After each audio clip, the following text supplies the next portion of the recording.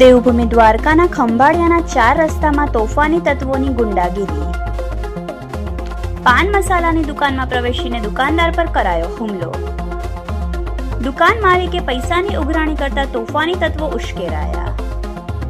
દુકાનની અંદર પ્રવેશીને યુવકને બેફામ માર માર્યો। સમગ્ર ઘટના દુકાનમાં લાગેલા સીસીટીવી કેમેરામાં થઈ કેદ। ઘટનાના પગલે પોલીસ તાત્કાલિક કાર્યવાહી કરી 4 આરોપીઓ વિરુદ્ધ ગુનો નોંધ્યો। પોલીસે આરોપીઓનું ઘટના સ્થળે કરાવ્યું રિકન્સ્ટ્રક્શન। દુકાનમાં તોડફોડ કર્યા બાદ તોફાની તત્વોએ હાથ જોડીને માફી માંગવી પડી। Reporter Avesh Baloch, Yashvi Gujarat news, Salaya.